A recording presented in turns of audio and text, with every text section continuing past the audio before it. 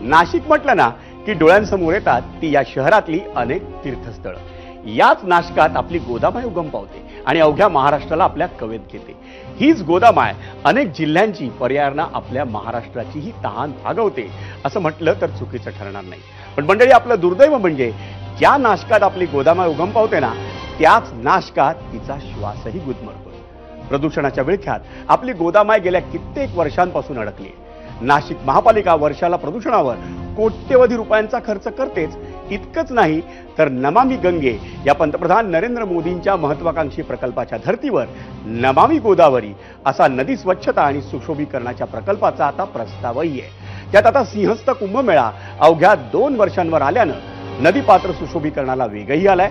हजारो कोटींची कंत्राटं देण्यात आली आहेत, आराखडे तयार करण्यात आले आहेत। वैयक्तिक कामं कशी सुरू झाली आहेत, एबीपी माझाच्या ग्राउंड रिपोर्ट।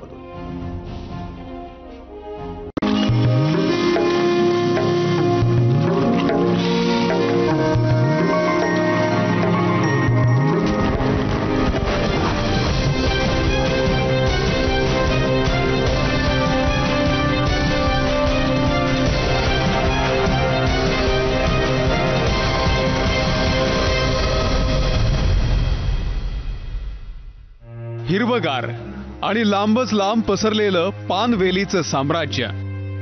वरवर पाहता तुम्हाला हा नाला किंवा एखादं गटार वाटेल, पण मंडळी ही आहे आपली गोदामाय।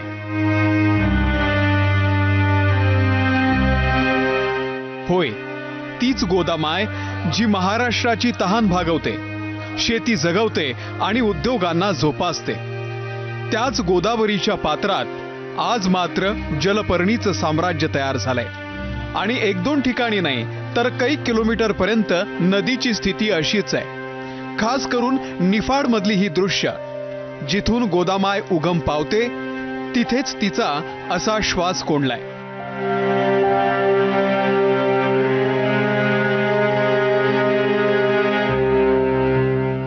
आता प्रयागराज मधला कुंभमेळा संपलाय। पुढच्या 2 वर्षांनंतर नाशिकमध्ये कुंभमेळा होणार आहे आणि त्यासाठी सगळ्यात पवित्र असलेलं गोदापात्र प्रदूषणाच्या विळख्यात सापडलंय। म्हणूनच की काय महानगरपालिकेनं पुढाकार घेतलाय।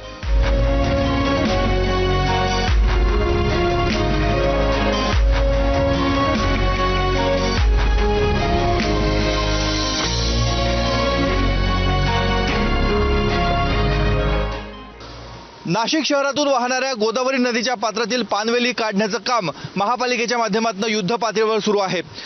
कुंभमेळा येत्या 2 वर्षावर येऊन ठेवलेला आहे। त्या निमित्तानं पाहणी दौरे आणि प्रशासनाच्या आढावा बैठकांचा धडाका सुरू आहे।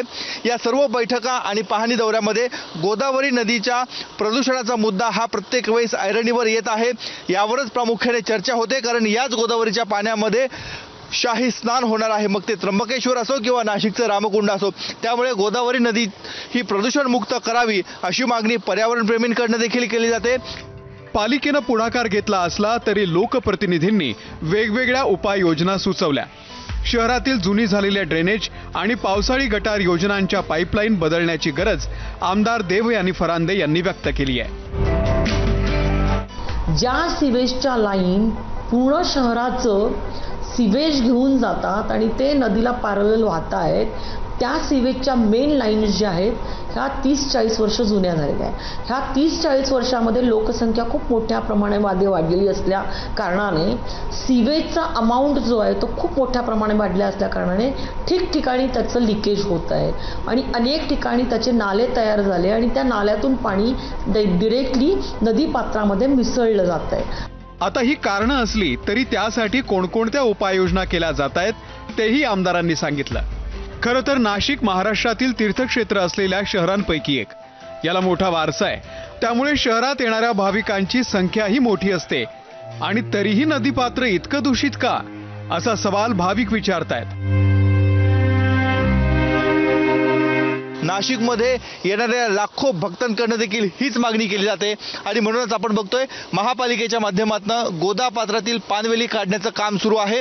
गोदापात्रामध्ये चोपडा लॉन्स परिसर आहे, तिथे सांडपाणी हे सोडलं जातं, नाले हे थेट नदीपात्रामध्ये सोडले जातात. त्याचबरोबर काही केमिकल युक्त पाणी देखील, रसायन मिश्रित पाणी देखील गोदावरीच्या नदीपात्रात सोडलं जातं. त्यामुळे गोदावरीच्या प्रदूषण पातळीमध्ये दिवसेंदिवस वाढ होत आहे.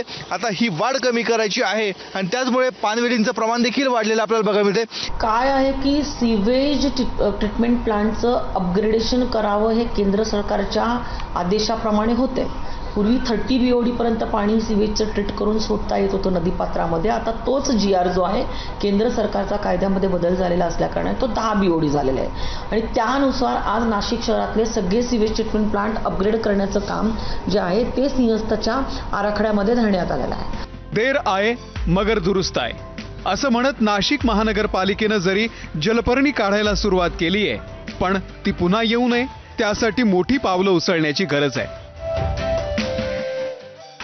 सुरुवातीला नदीपात्रामध्ये ज्या पानवेली वाढलेल्या होत्या त्या पानवेली काढण्याचं काम आता प्रशासनाने हाती घेतलंय. हेच पाणी पुढे रामकुंडा परिसरामध्ये जातं आणि तिथेच लाखो भाविक येऊन स्नान करत असतात, तीर्थ घरी घेऊन जात असतात. त्यांना हेच पाणी न्यावं लागतं. त्यामुळे आता कुंभमेळ्याच्या पार्श्वभूमीवर नाशिक महानगरपालिका, जिल्हा प्रशासन हे सर्वजण ॲक्टिव्ह मोडवर आलेले आहेत आणि गोदावरी प्रदूषणमुक्त करण्यासाठी हालचाली सुरू झाल्या आहेत.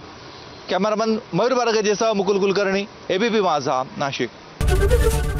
ABP माझा, उघडा डोळे बघा नीट.